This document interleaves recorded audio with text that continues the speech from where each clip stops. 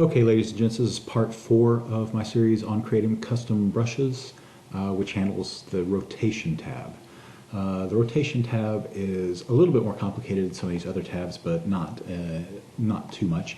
It deals with the rotation of the objects on your brush, and I've switched brushes from this top one down to this one to show you something a little bit better, example.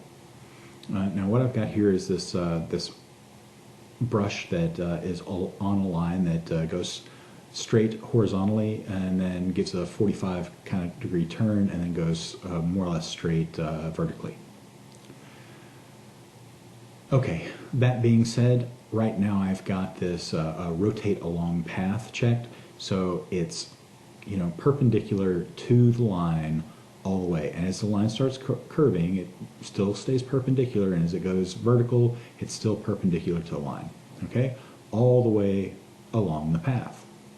And it's going to stay that way no matter how much more this turns.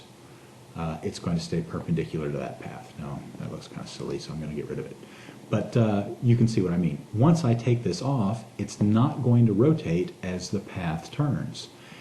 So it should stay straight, right? Straight up and down, all the way up, including this way. So once I turn off this rotate along path, you can see that they stay the same as the path.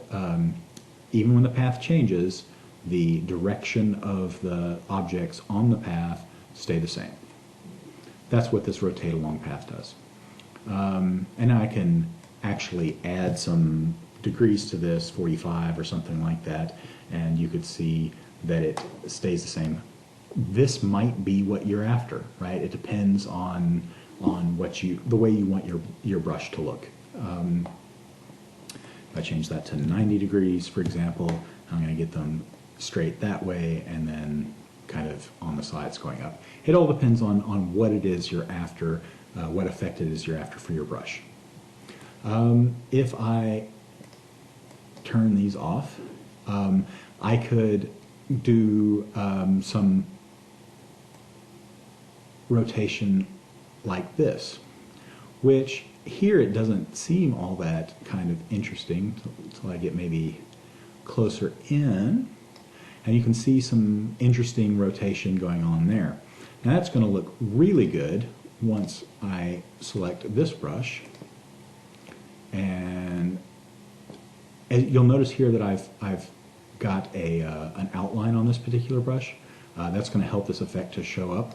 I'm going to change the spacing to something very, very close together, and then add some rotation here. Now what this one does is it draws one shape on my brush, and then it adds the number of degrees here to the rotation of the next shape, and then adds the same number of degrees to the next shape after that. So if I just were to enter in 1 degree for something with this many shapes that close together, you're going to see some interesting twisting going on.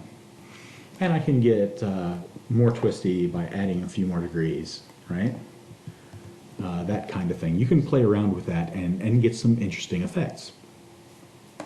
Now, even if I change this back to 0 and decided that I wanted to add some randomness to this, I could increase the randomness and maybe click the randomize button a few times to get it where I like it. But eventually I'm going to get something that looks like maybe a fairly nice bristle brush effect with this random rotation per star shape. Now that would look even more bristly if I had chosen a star with more points to it. But that's pretty much how this works. That's the rotation tab. I hope you'll come back and visit us next time, where I'm going to go over the fill properties tab.